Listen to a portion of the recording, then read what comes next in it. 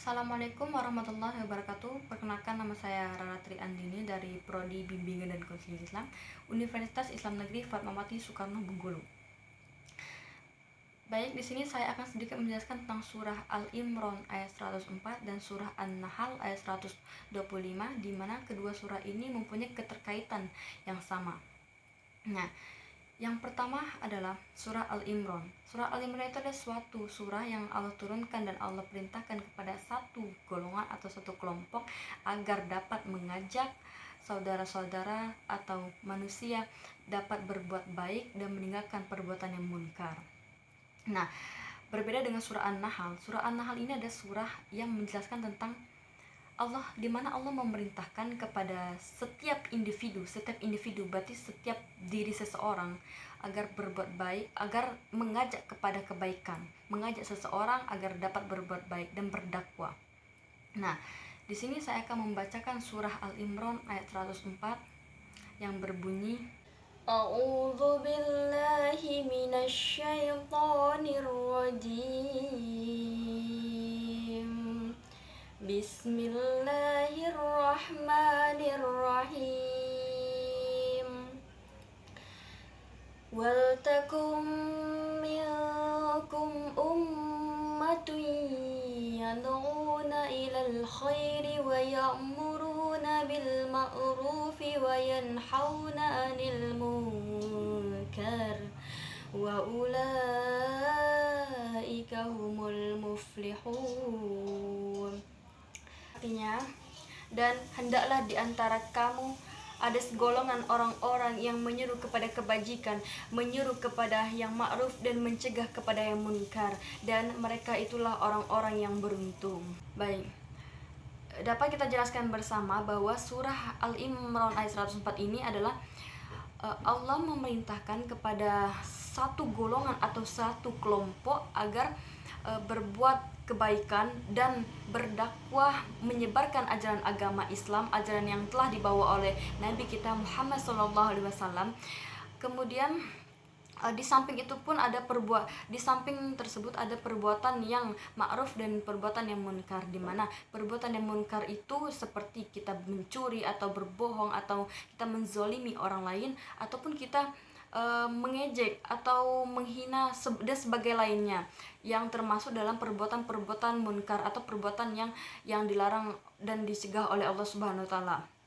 Kemudian yaitu amal ma'ruf, di mana teman-teman dapat kita ketahui bahwa amal ma'ruf itu adalah amal yang baik, amal yang senantiasa menunjukkan kita kepada kebaikan, kepada jalan Allah. Contohnya kita mengaji ataupun kita bersedekah atau dan yang lain-lainnya.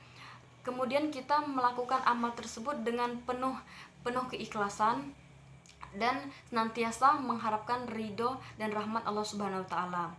Nah, dapat kita simpulkan bahwa ayat tersebut adalah agar kita selalu berbuat yang ma'ruf dan meninggalkan yang munkar. Di samping surah Al-Imran ayat 104 yang menjelaskan bahwa Allah memerintahkan kepada satu kelompok atau satu golongan untuk mengajak dan berbuat kebaikan dan menjalankan amal makruf dan menjauhi amal yang munkar. Di sini terdapat juga surah An-Nahl ayat 125 yang dimana surah tersebut Allah perintahkan kepada setiap individu, setiap seseorang untuk wajib berdakwah, mengajak kepada kebaikan, menyeru untuk berbuat yang baik. Nah, di sini saya akan membacakan surah An-Nahl ayat 125 yang berbunyi, Bismillahirrahmanirrahim. Ud'u ila sabili rabbika bil hikmati wal mau'izatil hasanati wajadilhum billati hiya ahsan.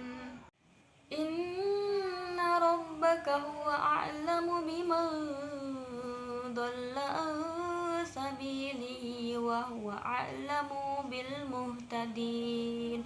Shadaqallahul azim. Artinya, serulah manusia kepada jalan Tuhanmu dengan hikmat dan pengajaran yang baik, dan berdebatlah kepada mereka pula dengan cara yang baik. Sesungguhnya Tuhanmu, Dia yang lebih mengetahui siapa yang sesat di jalannya, dan Dia pula yang lebih mengetahui siapa yang mendapat petunjuknya. Kemudian di samping surah Al-Imran ayat 104 itu, Allah memerintahkan bahwa satu golongan atau satu kelompok untuk mengajak kepada kebaikan. Maka berbeda dengan surah An-Nahl. Surah An-Nahl ayat 125 di atas itu menjelaskan agar kita sebagai individu itu wajib untuk berdakwah. Wajib dalam artian wajib untuk diri kita, dan kita harus mengajak orang-orang untuk kepada jalan yang lebih baik lagi. Nah, dalam arti di samping juga menjelaskan bahwa berdebatlah engkau dengan cara yang baik. Nah, di sini Allah memerintahkan kepada kita agar kita selalu mengajak mereka dengan cara yang halus, dengan cara yang lembut, agar mereka dapat menerima dakwah-dakwah kita atau kebaikan, agar kita mengajak mereka kepada kebaikan. Nah, di mana ada 3 metode dalam berdakwah secara individu ataupun secara kelompok, yaitu kita berdakwah secara lisan, di mana kita seperti berdakwah, seperti kita ceramah atau yang saya sampaikan ini jika ada baiknya, itu adalah termasuk suatu dakwah. Nah, dakwah secara lisan adalah dakwah yang dari mulut. Kemudian yang kedua adalah dakwah secara perbuatan, di mana dakwah secara perbuatan ini bagaimana? Yaitu contohnya ketika saya wudhu, teman saya pun ikut wudhu dan melaksanakan sholat. Berarti secara tidak sengaja adalah perbuatan saya itu adalah dakwah di mana mengajak kepada kebaikan walaupun secara tidak langsung ataupun secara lisan. Nah, yang ketiga itu metodenya yaitu dengan tulisan, di mana sekarang media sosial itu sangat berkembang pesat. Jadi dakwah itu sudah sangat mudah dan modern sekali. Nah, dakwah secara tulisan itu ya seperti contohnya, kita ambil saja contoh TikTok itu kan banyak sekali yang mengandung hikmah-hikmah atau ajakan-ajakan kepada kebaikan. Nah, jika kita share atau kita bagikan postingan-postingan tersebut, maka secara tidak sengaja kita pun akan berdakwah secara tulisan. Nah, dapat kita simpulkan dari kedua surah Al-Imran dan surah An-Nahl di atas tersebut, itu ada sama-sama perintah kepada kita semua, baik itu pun kelompok ataupun individu, agar sama-sama mengajak atau merangkul umat manusia agar selalu melakukan kebaikan dan meninggalkan yang munkar. Nah, itulah saja penjelasan dari saya. Apabila ada yang salah, saya mohon maaf, dan apabila ada yang benar, itu datangnya dari Allah. Saya akhiri, wabillahi taufiq wal hidayah. Wassalamualaikum warahmatullahi wabarakatuh.